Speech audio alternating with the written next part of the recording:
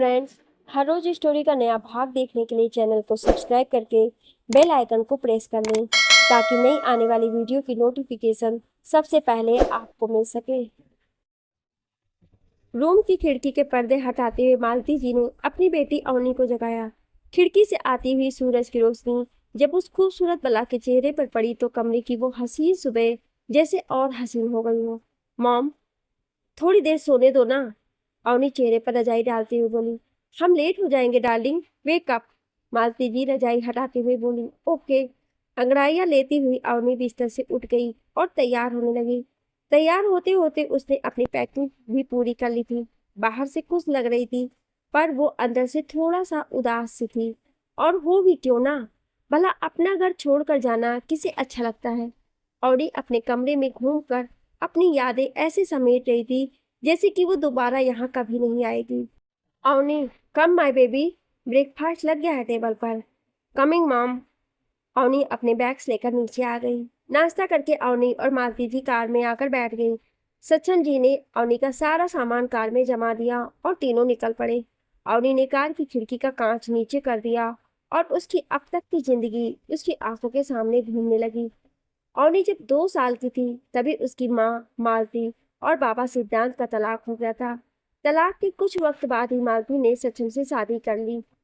दोनों एक दूसरे को पसंद भी करते थे और अवनी तब इतनी छोटी थी कि उसे कुछ समझाने की जरूरत भी नहीं थी।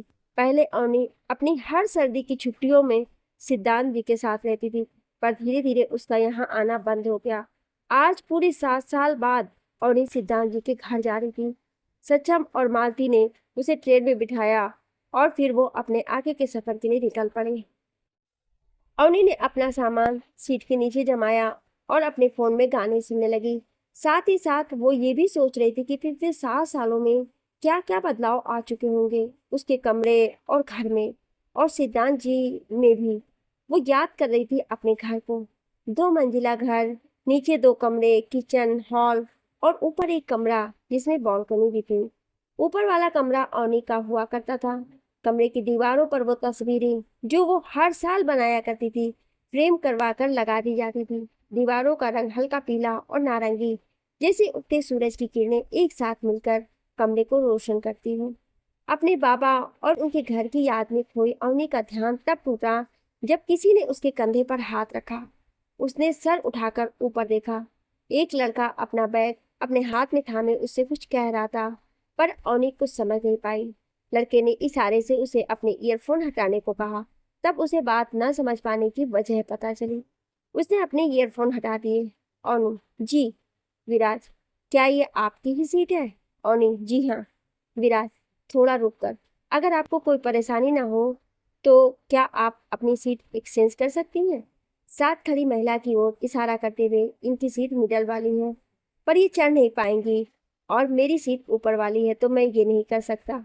अवनी का मन तो नहीं था क्योंकि उसे खिड़की पर बैठकर आसमान को निहारना पसंद था पर विराज ने इतने नरम शब्दों में उससे रिक्वेस्ट की थी तो वो मना नहीं कर पाई। अवनी, हाँ क्यों नहीं। महिला अवनी के सर पर प्यार से हाथ फेरते हुए, बहुत बहुत शुक्रिया बेटी। विराज की तरफ मुड़कर, तुम्हारा भी बहुत बहुत शुक्रिया बेटा। अवनी और विराज अनजाने में दोनों एक साथ, अरे नहीं आंटी, इसमें शुक्रिया की कोई बात नहीं है। दोनों ने एक दूसरे को देखा और मुस्कुरा दिए। विराज अपना हाथ बढ़ाते हुए, हाय, मैं विराज हूँ। अवनी हाथ मिलाते हुए, अवनी। उस महिला को नींद आ रही थी तो वो सो गई पर अवनी सोना नहीं चाहती थी और मिडिल सीट पर बैठ पाना उसके लिए नामुमकिन था तो वो थोड़ी परेशान हो गई। विराज अपनी सीट पर था पर जब उसकी नज़र अवनी पर पड़ी तो एक ही पल में उसकी परेशानी समझ गया। विराज, अवनी। अवनी विराज की तरफ देखते हुए, हाँ। विराज, यहाँ आ जाइए। अवनी ने बिना किसी सवाल जवाब के विराज की बात मान ली। विराज एक सुलझा हुआ और समझदार लड़का था पर अवनी के चेहरे पर अब भी थोड़े डर और परेशानी के भाव थे। विराज, आप जब तक चाहें मेरे साथ ये सीट शेयर कर सकती हैं। अवनी, नहीं शुक्रिया, आपको भी नींद आ रही होगी ना। विराज हंसते हुए, नहीं बिल्कुल नहीं, मुझे ट्रेन में ज़्यादा नींद नहीं आती है। अवनी मुस्कुराते हुए, मुझे भी। इससे ज़्यादा कोई कुछ नहीं बोला। अवनी ने अपने बैग में से एक किताब निकाली और उसे पढ़ने में मशगूल हो गई। विराज भी अपनी किताब पढ़ रहा था। अचानक एक झटका सा लगा और दोनों का ध्यान अपनी किताबों से हटकर एक दूसरे पर गया। दोनों मुस्कुरा दिए और फिर अपना ध्यान अपनी किताबों की ओर मोड़ लिया। फिर एकदम से कुछ सोचकर एक दूसरे को देखा और चौंक गए। दरअसल वो दोनों एक ही किताब पढ़ रहे थे, something I never told you. Avani, आपको भी लव स्टोरीज पढ़ने का शौक है? विराज, हाँ। दोनों ने अब अपनी किताब बंद कर दी और उनके बीच बातों का सिलसिला चल पड़ा। जब नीचे से खिड़की बंद करने की आवाज आई तो दोनों ने नीचे देखा। बारिश शुरू हो रही थी। अवनी जल्दी से नीचे उतरी और गेट की तरफ चली गई। उसे अकेले यूं जाते देख विराज भी ना जाने क्या सोचकर उसके पीछे चल दिया। विराज गेट से कुछ कदम पीछे ही रुक गया। अवनी गेट पर खड़ी बारिश के मजे ले रही थी। विराज उसे खामोशी से देखता रहा। अवनी ने अब विराज को देखा और हाथ में थोड़ी सी बूंदें लेकर उस पर उछाल दी। विराज उनसे बचता हुआ एक तरफ हो गया। अवनी कुछ समझ नहीं पाई। अवनी, क्या हुआ? बारिश पसंद नहीं है क्या? विराज, नहीं। अवनी, पर क्यों? विराज, किसी पुरानी याद में खोकर। बचपन में इसी बारिश ने मुझे जान से मारने की कोशिश की थी, तब से। कुछ पल के लिए दोनों खामोश हो गए। तभी अचानक विराज को गुस्सा आने लगा। विराज, अवनी चलो यहाँ से। अवनी, थोड़ा रुको, मुझे बारिश में भीगना है। विराज गुस्से में अवनी का हाथ पकड़कर उसे सीट की तरफ ले जाती हुए, अवनी मैंने कहा ना, चलो यहाँ से। अवनी ने अब विराज की ओर देखा और उसका गुस्सा देखकर चुपचाप उसके साथ चली गई। अवनी समझ नहीं पा रही थी कि आखिर अचानक से ऐसा क्या हुआ जो विराज ऐसा बिहेव कर रहा है। अपनी सीट पर वापस आकर अवनी ने अपने बैग से टॉवल निकाला और अपने बाल सुखाने लगी। बीच बीच में अवनी विराज की तरफ देख भी रही थी। विराज अब भी थोड़ा गुस्से में था। यूं तो वो अपने मोबाइल पर कुछ करता हुआ नजर आ रहा था, पर उसकी आंखें बता रही थी कि वो कितना गुस्से में था। अवनी ने अपना टॉवल वापस बैग में रखा और ऊपर जाकर बैठ गई। कुछ देर चुप रहने के बाद उसने विराज से उसकी हरकत की वजह जानने के लिए बात करने का फैसला किया। अवनी, तुमसे कुछ पूछना है। विराज, मैं जानता हूँ क्या पूछोगी तुम। अवनी, हाँ तो जवाब दो मुझे, तुमने ऐसा क्यों किया? विराज, वहां के माहौल की वजह से। अवनी, क्या मतलब? विराज, जब तुम भीग रही थी तब वहां खड़े लोग तुम्हारे बारे में बहुत बुरा सोच रहे थे, और ये सुनने के बाद मैं तुम्हें वहां नहीं रुकने दे सकता था। अवनी चेहरे पर अजीब से भाव आने लगे। एक मिनट, तुमने कहा कि तुमने सुना, वो क्या सोच रहे थे? विराज अपनी ही बात पर अब सोचकर गहरी सांस लेते हुए, हाँ। अवनी, पर कैसे? विराज, मैं नहीं जानता। अवनी, और ऐसा कब से है? विराज, ये भी मालूम नहीं। अवनी, अच्छा तो बताओ मैं क्या सोच रही हूँ। विराज, मैं नहीं जानता। अवनी, क्यों? विराज, मुझे नहीं पता, मैं तुम्हें नहीं पढ़ पा रहा। अवनी इससे पहले कोई और सवाल करती उसकी मॉम का कॉल आ गया और वो उनसे बातें करने लगी। विराज ने अपने आप को अपने फोन में बिजी कर लिया। मालती, हेलो बेबी, ठीक से तो हो ना? खाना खाया तुमने? अवनी, हाँ मॉम, मैं ठीक हूँ, खाना भी खा लिया है। ऑलमोस्ट 1 घंटे में स्टेशन आ जाएगा, मैं घर पहुंचकर कॉल कर दूंगी। Malti, okay sweetie, take care, bye. Avni, okay bye bye. Avni ने कॉल डिस्कनेक्ट की और विराज की तरफ मुड़कर देखा। विराज ने अपना फोन बंद किया और अवनी से बात करने लगा। अवनी, तुम्हारी आंखें? विराज कुछ घबरा कर नजरें नीचे करते हुए, कुछ भी तो नहीं। अवनी, नहीं, मैं कह रही थी तुम्हारी आंखें बहुत गहरी और खूबसूरत हैं, फॉरेस्ट ग्रीन। विराज, अच्छा शुक्रिया। कुछ ही देर में स्टेशन आ जाता है। विराज अवनी की मदद करता और फिर अपने घर चला जाता है। अवनी के बाबा भी उसे लेने आ जाते हैं और अवनी उनके साथ घर आ जाती है। उसके बाबा सामान उसके कमरे में रख देते हैं। अवनी कमरे को देखती रहती है। ये अब भी पहले जैसा ही खूबसूरत जो था, एकदम नई जैसे कलर की हुई दीवारें, और हर दीवार पर वो तस्वीर जो अवनी ने बनाई थी फ्रेम में सजी हुई थी। सिद्धांत, कमरा दोबारा पेंट करवा दिया है और बेडशीट मेजेंटा, तुम्हारी फेवरेट, पसंद आया? अवनी, हाँ डैड, एवरीथिंग इज कूल। सिद्धांत जी नीचे चले जाते हैं और अवनी अपना सामान अलमारी में जमाने लगती है। साथ ही साथ वो अपने कमरे को पहले की तरह ही सजा हुआ देखकर खुश भी होती है। सिद्धांत जी उसे खाना खाने नीचे बुलाते हैं। सिद्धांत, तुम्हारे लिए डबल चीज बर्गर ऑर्डर किया है, तुम्हें वो पसंद है ना? अवनी, हाँ मुझे वो पसंद है। आपको अब तक याद है? सिद्धांत, अपनी बेटी की पसंद भला कोई बाप कैसे भूल सकता है? अवनी अब चुप हो गई। दोनों साथ बैठकर खाना खाने लगते हैं। खाना खाने के बाद अवनी वापस अपने कमरे में आ जाती है और कुछ देर आराम करने के लिए सो जाती है। सिद्धांत जी को अवनी से कुछ बात करनी थी। वो उसके कमरे में आते हैं पर उसे सोता हुआ देखकर वापस लौट जाते हैं। सिद्धांत जी टेबल पर जल्दी आ जाऊंगा का नोट लिखकर अपने काम पर निकल जाते हैं। वो एक पुलिस ऑफिसर हैं। तकरीबन 1 घंटे बाद जब अवनी की नींद खुलती है तो वो नीचे आती है और टेबल पर रखा नोट पढ़ती है। अवनी किचन में जाती है और फ्रिज में से पानी की बोतल निकालती है। अचानक उसे याद आता है कि उसे अपनी माँ को कॉल करना था। वो अपना फ़ोन उठाती है और अपनी माँ को कॉल करती है। नंबर स्विच ऑफ आता है। अवनी समझ जाती है कि उसकी माँ ने फिर से फ़ोन का चार्जर खो दिया है, इसलिए उनका फ़ोन डिस्चार्ज होने पर स्विच ऑफ हो गया है। अवनी अब हंसने लगती है। वो सचिन जी को कॉल करना चाहती है पर फिर सोचती है कि वो मीटिंग में बिजी होंगे, इसलिए रहने देती है। कुछ देर बाद घर के बाहर कार रुकने की आवाज़ आती है। अवनी खिड़की से देखती है। सिद्धांत जी अपने एक दोस्त के साथ खड़े थे। उनके साथ एक लड़का भी था। अवनी गेट खोलकर बाहर आती है। सिद्धांत, अवनी, प्रतीक को तो जानती हो ना तुम? अवनी, हाँ मुझे याद है। सिद्धांत, क्या तुम्हें ये पसंद आया? अवनी, क्या पसंद आया? सिद्धांत, ये कार, तुम्हारा वेलकम गिफ्ट। अवनी कार की तरफ इशारा करके, क्या ये कार? ओ नाइस, बहुत खूबसूरत है, थैंक यू। प्रतीक, देखा, मैं जानता था इसे ये पसंद आएगी। मैं कभी गलत नहीं हो सकता। सिद्धांत, हाँ मैं जानता हूँ, आओ अंदर आओ। प्रतीक और सिद्धांत अंदर आते हैं। अवनी अभी भी बाहर खड़ी थी।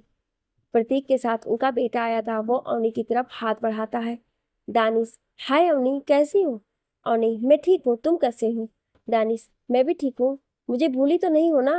अवनी, नहीं, चलो ना, कार में कहीं घूम कर आते हैं। दानिश, चलो। अवनी तेज आवाज में, डैड।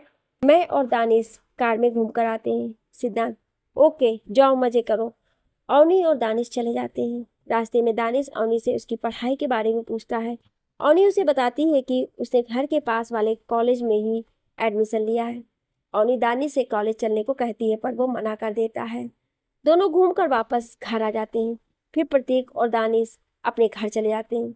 सिद्धांत अवनी से दानिश के बारे में बात करना चाहता था पर वो पूरे दिन की थकान के चलते जल्दी सो जाती है और अगले दिन उसे कॉलेज भी जाना था। सिद्धांत सुबह कॉफ़ी लेकर अवनी के रूम में जाते हैं। तब तक कि अवनी कॉलेज के लिए तैयार हो चुकी थी। अवनी काफ़ी पीते हुए, बड़ा अजीब सा लग रहा है ऐसे बीच में कॉलेज ज्वाइन करना। सिद्धांत, कोई बात नहीं, शुरू शुरू में ही ऐसा लगेगा, फिर तुम्हें इसकी आदत हो जाएगी। अवनी अपनी कार लेकर कॉलेज चली जाती है और सिद्धांत जी पुलिस स्टेशन। अवनी अब भी थोड़ी टेंशन में है। कार पार्किंग में लगाते वक्त भी वो इतनी परेशान थी कि सामने से आती हुई कार पर उसका ध्यान ही नहीं गया। वो तो जब सामने वाले ने नॉन स्टॉप हॉर्न बजाने शुरू किए तब वो अपने ख्यालों से बाहर निकली और कार को ठीक से पार्क किया। फिर उसने अपना बैग उठाया और सामने वाले को सॉरी कहने उसकी तरफ बढ़ी। एक लड़का उस कार में से उतरा। वो अवनी की तरफ पीट करके खड़ा था, इसलिए अवनी उसका चेहरा नहीं देख पाई। Avni, I am really sorry, मेरा ध्यान कहीं और था और मैं। अवनी की आवाज़ सुनकर वो लड़का पलटा। अवनी उसे देखकर, तुम? विराज, हाय, तुम यहाँ कैसे? अवनी, मैंने भी इसी कॉलेज में एडमिशन लिया है। विराज, इतना लेट? अवनी, हाँ, अब शिफ्ट हुई हूँ, सोचा साल बर्बाद करने से अच्छा है अभी ज्वाइन करना, इसलिए। दोनों बातें करते करते क्लास में आए। सब अवनी और विराज को ही देख रहे हैं। विराज को उनका देखते रहना जरा भी अजीब नहीं लग रहा था। उसे तो जैसे इन सब की आदत हो। पर अवनी, वो थोड़ा घबरा रही थी, पर साथ ही साथ वो ये देखकर हैरान थी कि सब विराज को क्यों इस तरह देख रहे हैं। क्लास में एक बेंच खाली थी। विराज वहां बैठ गया। उसने अवनी को भी इशारे से अपने पास बैठने को कहा। अवनी सबकी अपनी ओर उठती नजरों से वैसे ही परेशान थी, इसलिए बिना कुछ सोचे और कहे वो चुपचाप बैठ गई। क्लास के बाद अवनी ने देखा विराज जा चुका था। अवनी कुछ समझी नहीं। क्लास में बाकी सबकी नजरों से परेशान वो कब अपने आप में खो गई उसे खुद पता नहीं चला। उसने विराज को ढूंढने की कोशिश की पर क्योंकि वो कॉलेज में नई थी इसलिए भटक गई। वो कॉलेज के कॉरिडोर में खड़ी होकर कॉलेज को देख रही थी, तभी उसे अपने पीछे किसी की आहट महसूस हुई। अवनी ने पीछे पलट कर देखा, वहां कोई नहीं था। अवनी अब अपनी क्लास तलाशने लगी। क्लास ढूंढते ढूंढते अवनी एक क्लास के बाहर रुक गई। विराज उस क्लास में अकेला बेंच पर सर रखकर बैठा था। अवनी विराज के कंधे पर हाथ रखती हुई, क्या हुआ, यहाँ क्या कर रहे हो, और वो भी अकेले? विराज अचानक अवनी के छूने और एक साथ इतने सवाल करने पर हड़बड़ाते हुए, नहीं कुछ नहीं, तुम यहाँ कैसे आ गई? अवनी, वो क्लास हो गई थी तो मैं बस यूं ही कॉलेज में घूम रही थी। विराज आंखें बचाते हुए, कैंपस पसंद आया? अवनी, कुछ खास नहीं। विराज उसकी तरफ देखते हुए, क्यों? अवनी, कुछ समझ नहीं आ रहा है, कहाँ शुरू करें कहाँ खत्म। विराज, मैं दिखा दूं अच्छे से? अवनी विराज को देखते हुए मुस्कुराकर, हाँ प्लीज। विराज खड़ा हो जाता है और क्लास के गेट की तरफ बढ़ता है। अवनी उसका हाथ पकड़ लेती है। विराज पलटता है और अपने हाथ की तरफ देखता है। अवनी, रुको जरा। विराज चौंक कर, क्या हुआ? अवनी सवालिया नजरों से, तुम्हारी आंखें। विराज, हाँ तुम बता चुकी हो मुझे इस बारे में। अवनी, नहीं, मुझे कुछ और कहना है। विराज, क्या? अवनी, तुम्हारी आंखों का रंग ये बदल कैसे गया? विराज, नहीं तो, इस कमरे में लाइट सही नहीं लग रही है, इससे ऐसा लग रहा होगा। मेरी आंखें अब भी फॉरेस्ट ग्रीन ही हैं। विराज बाहर की ओर एकदम कदम बढ़ाने की कोशिश करता है, पर अवनी उसका हाथ पकड़े रखती है। विराज उसकी ओर देखता है, तभी क्लास के बाहर कुछ आवाज आती है। विराज अवनी को लेकर दरवाजे के पीछे खड़ा हो जाता है। अवनी विराज से कुछ पूछने को होती है, पर विराज उसके होठ पर उंगली रख देता है। अवनी चुप हो जाती है। विराज का ध्यान बाहर से आने वाली आवाजों पर है और अवनी का ध्यान विराज पर। विराज अवनी के बहुत करीब था, और तो और उसका हाथ अवनी के होठ पर। अवनी तो जैसे एक नए से एहसास से भर उठी हो। वो बस खामोशी से विराज को देखती रहती है। विराज को अब अवनी की नजरें महसूस होती है। वो अवनी की तरफ देखता है। विराज धीमी आवाज में, ऐसे क्या देख रही हो? अवनी कुछ नहीं कहती है। विराज उससे दोबारा सवाल करता है। विराज, क्या हुआ, जवाब दो ना। अवनी ने विराज के हाथ पर अपना हाथ रखकर उसे अपना ना बोल पाने की वजह बताई। विराज ने जल्दी से अपना हाथ हटाया और दोनों मुस्कुरा दिए। विराज, हाँ अब बताओ।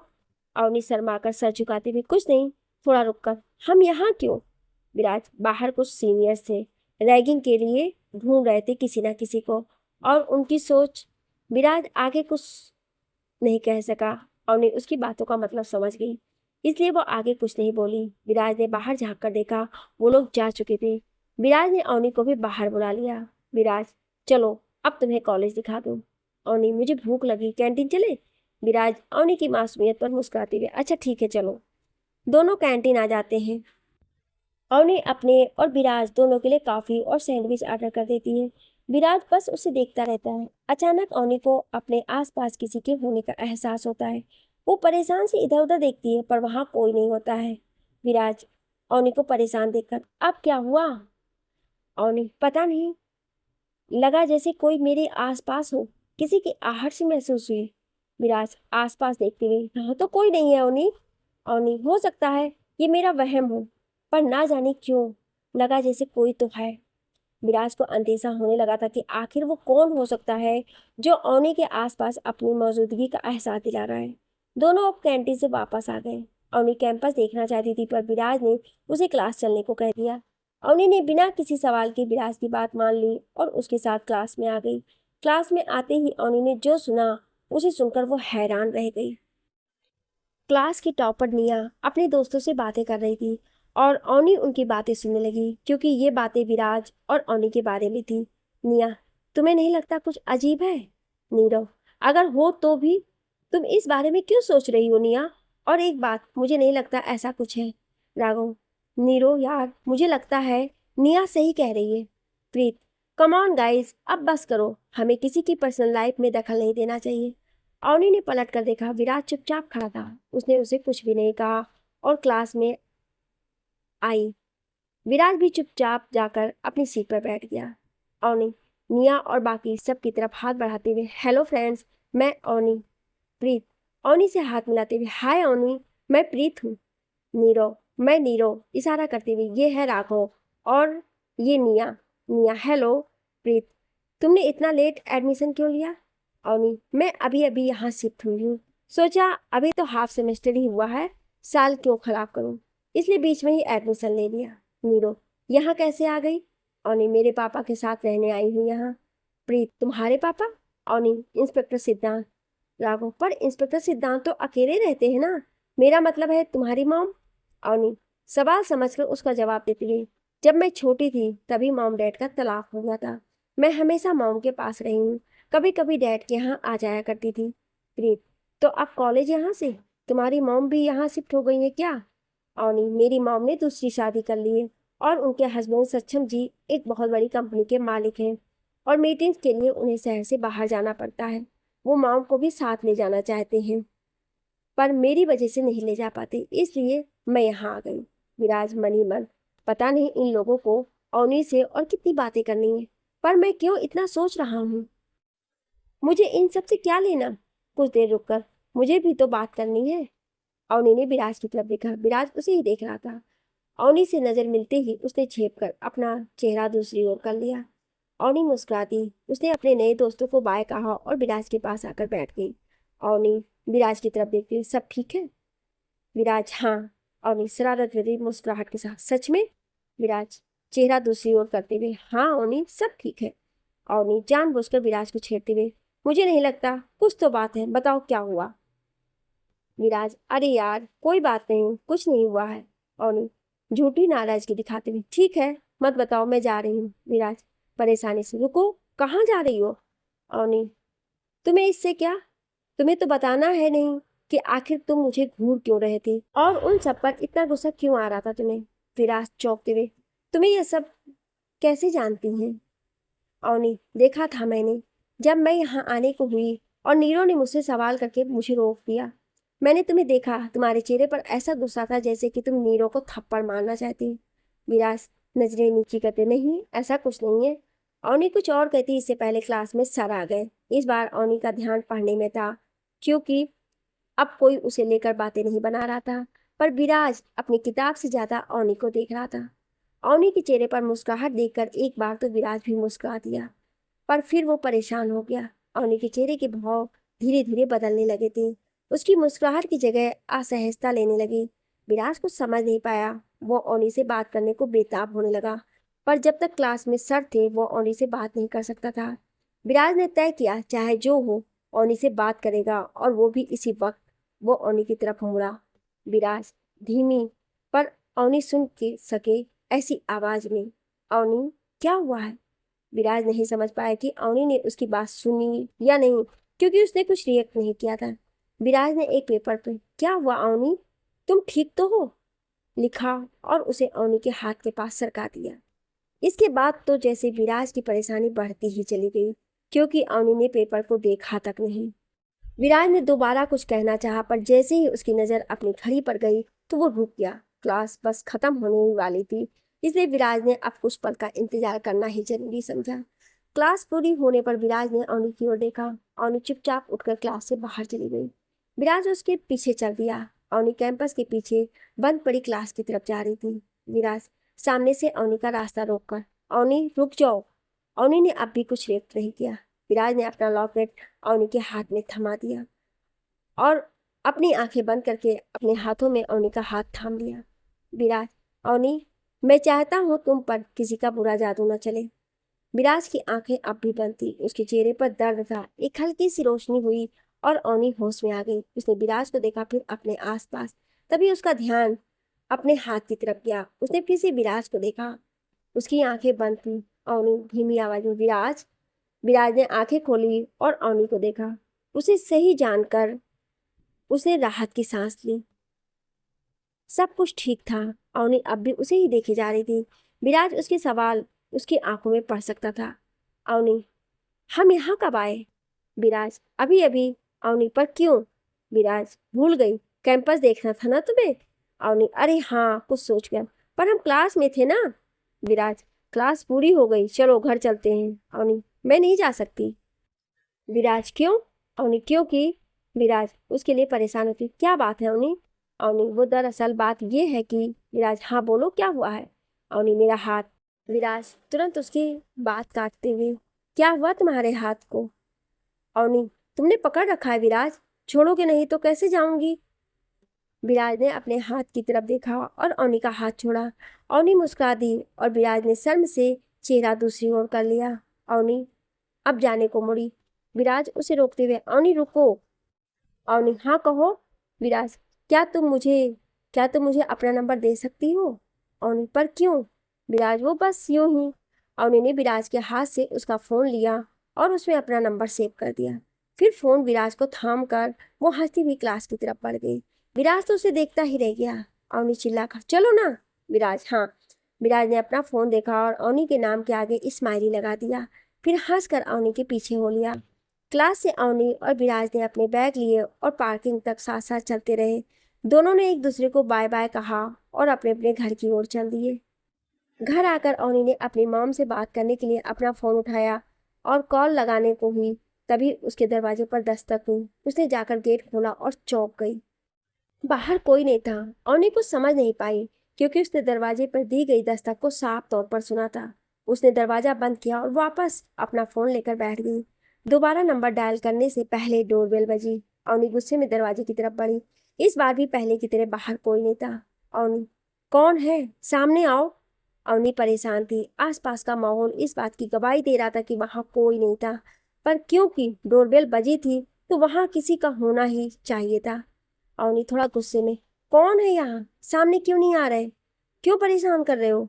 इस बार भी कोई जवाब नहीं था। माहौल एकदम शांत था। हल्की ठंडी हवा बारिश के आने का एहसास दिला रही थी।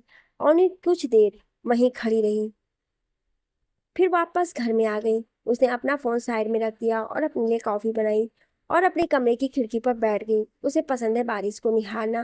धीमी धीमी बारिश की फुहारें शुरू हो चली थी।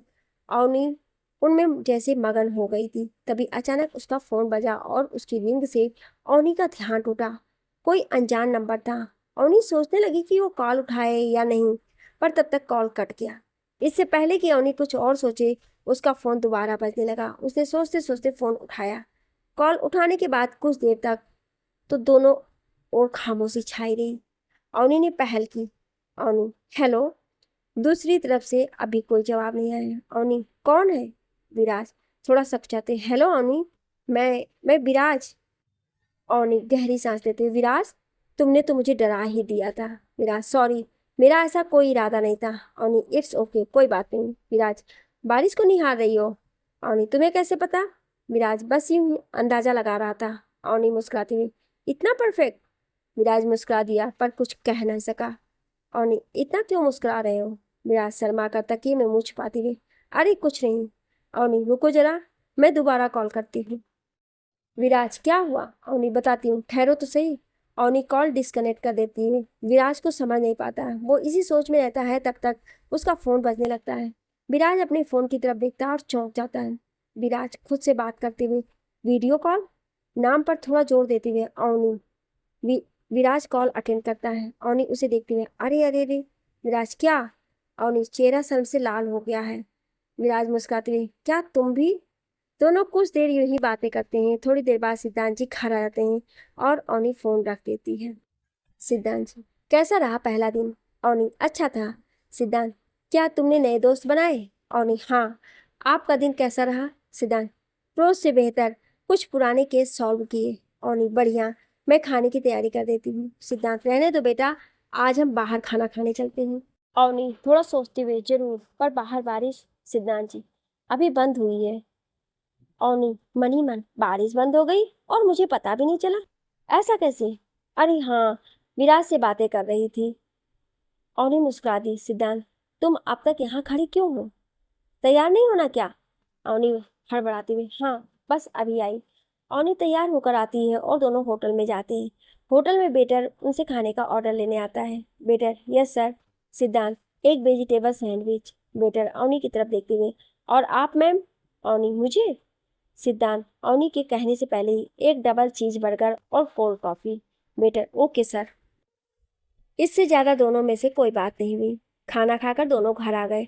सिद्धांत अपनी जरूरी फाइल देखने लग गए और अवनी अपने काम करने में अपने कमरे में आ गई और अपनी जरूरी नोट्स कॉपी करने लगी। तकरीबन 1.5-2 घंटे बाद अवनी उठी और अपने पानी पीने नीचे किचन में आई। पानी पीते पीते अवनी ने खिड़की से देखा, बाहर दोबारा बारिश हो गई थी। उसने हॉल में देखा सिद्धांत जी अपना काम करते करते सो गए थे।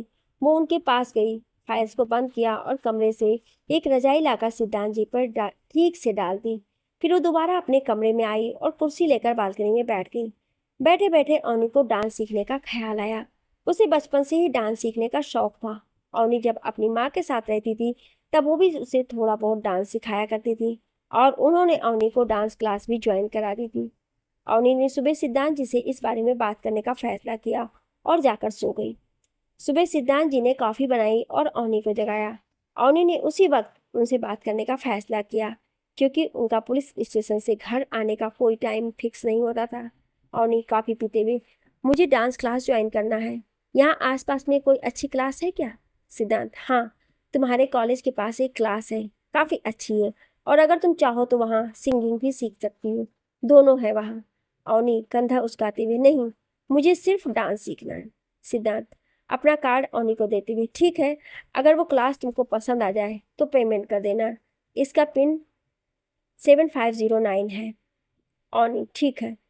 सिद्धांत जी ने कप लिए और अपने कमरे का दरवाजा बंद करके अपनी फाइल्स नीचे हॉल की तरफ चल दिए। अवनी भी कॉलेज के लिए तैयार होने लग गई। उधर विराज आज कुछ ज़्यादा ही कॉलेज आ गया था। पहले उसने गाड़ी पार्क की और थोड़ी देर वहीं इंतजार करने लगा, फिर कुछ देर जाकर कॉलेज क्लास में बैठ गया। जैसे जैसे वक्त बीत रहा था, अवनी को देखने की, उससे बात करने की उसकी चाहत भी बढ़ती जा रही थी। वो उठा और कॉलेज कैंपस में ही चक्कर लगाने लगा। कैंपस की बंद पड़ी क्लास के बाहर उसके कदम रुक से गए। उसने मन ही मन कुछ तय किया और अपने हाथ में बंधा हुआ धागा खोलकर उसे दरवाजे पर बांध दिया। विराज के ऐसा करते ही दरवाजे पर तेज दस्तक हुई, पर कुछ ही पलों में वहां का माहौल पहले की तरह शांत हो गया। विराज अपने फोन में कल अवनी से बात करते वक्त लिया अवनी के मुस्कुराते हुए चेहरे को का लिया स्क्रीनशॉट देखते देखते वापस क्लास की तरफ बढ़ गया। वो अवनी की मुस्कुराती तस्वीर में इतना खो गया था कि उसने सामने से आती हुई लड़की को देखा नहीं और अनजाने में उससे टकरा गया। उसका फोन उसके हाथ से छूटकर नीचे गिर गया। उसने गुस्से में झुककर अपना फोन उठाया। विराज गुस्से में देख कर नहीं चल सकते क्या, बेवकूफ कहीं के। अवनी पलटवार करते हुए, ओए हेलो, तुम्हारा ध्यान अपने फोन में था, मेरे सारे नोट्स गिराती है और ऊपर से हेल्प करने की जगह उल्टा मुझे ही सुना रहे हो। दोनों ने एक दूसरे की आवाज पहचान कर ऊपर देखा और बस देखते ही रह गए। अवनी नोट संभालते हुए, सॉरी। विराज, अरे नहीं, मेरी गलती है, आई एम रियली वेरी सॉरी। रुको, मैं हेल्प कर देता हूँ नोट्स कलेक्ट करने में। Avni, thank you. विराज अवनी की हेल्प करने लगा। अवनी ने विराज का फोन उठाया और उसे देखने लगी। विराज की नजर जब अवनी की तरफ गई और जब उसने अपना फोन उसके हाथ में देखा तो वो एक बार के लिए खामोश हो गया। उसे डर लगने लगा कि अवनी कैसे रिएक्ट करेगी। अवनी खड़ी हो गई और कभी विराज को देखती तो कभी उसके फोन को। विराज परेशान हो जाता है। एक तो वो अवनी का दिमाग पढ़ नहीं सकता और ऊपर से अवनी के रिएक्शन। वो सोचने लगा कि क्या करे और क्या नहीं। अवनी खड़ी हो गई। विराज ने अपना सर झुका दिया। अवनी ने फोन विराज की तरफ बढ़ा दिया। विराज ने बिना उसकी तरफ देखे चुपचाप फोन ले लिया और सर झुकाए खड़ा रहा। Avni, I am really very sorry Viraj. Viraj चौंक कर, क्यों? अवनी उदासी भरे लहजे में, वो मेरी वजह से तुम्हारा फोन टूट गया ना। विराज ने अपने फोन को देखा और राहत की सांस ली। विराज, कोई बात नहीं अवनी, इसमें तुम्हारी कोई गलती नहीं है, मैंने ही ध्यान नहीं दिया, सॉरी। कुछ पल रुक कर, चलो क्लास का टाइम हो गया है। अवनी, हाँ। विराज क्लास में जाने के लिए मुड़ जाता है। अवनी सोचती है कि क्या वो विराज से बात करे, उसके साथ डांस क्लास चलने के लिए। विराज पलट कर देखता है, अवनी अब भी वहीं खड़ी कुछ सोच रही है। विराज अवनी के पास आकर, क्या बात है, कुछ कहना चाहती हो? अवनी सोचते हुए, नहीं कुछ नहीं। विराज, कहो ना, क्या हुआ है, कोई परेशानी है क्या, बताओ मुझे। अवनी, नहीं ऐसा कुछ नहीं है, आगे बढ़कर चलो, क्लास शुरू हो गई है लगता है। अवनी क्लास की तरफ जाने लगती है। विराज उसका हाथ पकड़कर उसे रोक लेता है। विराज, क्या हुआ है, बताओ मुझे। अवनी, अरे बाबा कुछ नहीं हुआ सच में। विराज थोड़ा नाराजगी से, ठीक है। विराज अवनी का हाथ छोड़ देता और वहां से जाने लगता है। अवनी को उसको जाना अच्छा नहीं लगता है। अवनी, विराज रुको जरा। विराज मुस्कुरा देता है पर अवनी को पता नहीं चले इसलिए मायूसी से पलटता है। विराज नकली नाराजगी दिखाते हुए, कहो।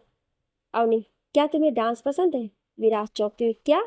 अवनी, वो दरअसल बात यह है कि मुझे डांस सीखना है और डैड ने कॉलेज के पास ही कोई क्लास सजेस्ट की है, तो क्या तुम मेरे साथ चलोगे? विराज मनी मन, वाह रे बुद्धू, इतनी सी बात के लिए इतना सोच रही थी, सच में कुछ। अरे नहीं नहीं, पूरी की पूरी अतरंगी है ये लड़की। अवनी, क्या हुआ, कहाँ खो गए, चलोगे क्या मेरे साथ? विराज, हाँ जी, चल लेंगे आपके साथ। Avni, thank you so much. Viraj कुछ कहता इसके पहले ही अवनी उसे थैंक यू कहकर उसके गले लग गई। विराज तो जैसे वहीं जम सा गया। अवनी को अचानक एहसास हुआ कि उसने क्या किया है, तो वो शर्माते हुए क्लास में भाग गई और विराज बस खामोश सा खड़ा रहा। क्लास में भी अवनी चुपचाप नजर नीचे किए पढ़ रही थी। उसको ऐसे देखकर विराज भी मुस्कुराए बिना नहीं रह सका। निया और उसके दोस्तों ने जब विराज को मुस्कुराते हुए देखा तो वो भी हैरान हो गए। निया धीमी आवाज में, प्रीत, विराज को देख। राघव चौंकते हुए, लगता है रॉकी आने वाला है। नीरव मनीमन, रॉकी कैसे आ सकता है? वो तो नहीं नहीं, कुछ और बात है। प्रीत, जो भी हो, चलो पढ़ लो अभी, वरना सर ने देख लिया तो। ये तो ठीक है कि विराज अवनी में उलझा हुआ था, इसलिए उसे इन सब की बातों का पता ही नहीं चला, वरना तो वो इन सबको पता नहीं क्या कुछ कह देता। उसे बिल्कुल भी गवारा नहीं कि कोई रॉकी के बारे में कुछ भी कहे। क्लास पूरी होते ही अवनी ने अपना बैग लिया और क्लास के बाहर निकल गई। विराज अपनी सीट पर बैठा उसे जाते देखता रहा। अवनी दोबारा क्लास में आई और नाराजगी से विराज को क्लास के बाहर आने का इशारा किया। विराज ने अपना बैग उठाया और बाहर जाने को हुआ और अचानक रुक गया। राघव धीमी आवाज में, ओ, तो विराज अवनी की वजह से मुस्कुरा रहा था और हमें लगा। राघव कहते कहते रुक गया क्योंकि उसकी नजर विराज पर पड़ गई थी, जो गुस्से से उसे ही देख रहा था। उसे डर लगने लगा कि कहीं विराज ने सुन तो नहीं लिया, वरना उसकी खैर नहीं। विराज राघव के पास आया। राघव की तो जैसे जान हलक में अटक गई थी। राघव घबराते हुए, क्या हुआ? विराज कुछ कहता इससे पहले अवनी वहां आ गई। उसने विराज को देखा जो कि उसकी तरफ पीठ करके खड़ा था। अवनी थोड़ी गुस्से से अपने पैर पटकते हुए अपनी सीट तक गई, अपना फोन उठाया। इससे पहले कि अवनी बाहर जाती, प्रीत ने उसे आवाज लगा दी। प्रीत, क्या हुआ अवनी, जल्दी में लग रही हो? अवनी का नाम सुनकर विराज पलटा। उसने अवनी को देखा। अवनी ने उसे अनदेखा करके प्रीत को जवाब दिया। अवनी, हाँ थोड़ा काम है आज। विराज राघव के गले लग जाता है। राघव, निया, प्रीत, नीरव सब चौंक जाते हैं। अवनी अब भी उसे अनदेखा करके खड़ी रही, पर राघव के तो जैसे पसीने छूटने लगे। विराज धीरे से राघव के कान में, अभी मुझे काम है, तुझसे कल बात करता हूँ। राघव रोनी सी आवाज में, अरे नहीं भाई, माफ कर दे, अब से कुछ नहीं कहूंगा, पक्का, प्लीज भाई, मैं किसी से कुछ नहीं कहूंगा, भाभी जी से भी नहीं। राघव ने कुछ इस तरह कहा कि विराज को हंसी आ गई। उसने राघव को जाने दिया और खुद पार्किंग एरिया की तरफ बढ़ गया। राघव ने उसे यूं हंसकर जाता देख राहत की सांस ली। राघव, खुद से ही बच गया तू राघव, वरना आज तो तेरा पिटना पक्का था। अवनी ने प्रीत को बाय कहा और चली गई। गुस्से में अवनी जैसे भूल ही गई थी कि आज तो वो कार ही लाई ही नहीं है। वो जब पार्किंग एरिया में पहुंची तब उसे याद आया। वो खुद को कोसते हुए बाहर के गेट की तरफ बढ़ गई। उसे यूं पैदल जाता देख विराज समझ गया। उसने अपनी कार स्टार्ट की और अवनी के करीब गाड़ी रोक दी।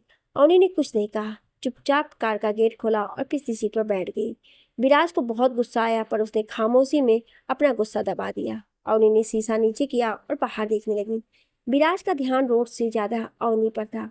अवनी ने अपने बालों को खोल दिया। विराज तो जैसे अपनी होश खोने लगा। उसने जैसे तैसे खुद को संभाला। विराज मन ही मन, उफ, आज तो ये लड़की मेरी जान लेकर रहेगी। कुछ पल रुककर, विराज, ध्यान गाड़ी पर रख, वरना सच में मरेगा तू। अवनी उसे यूं खोया देखकर, और कितनी देर लगेगी?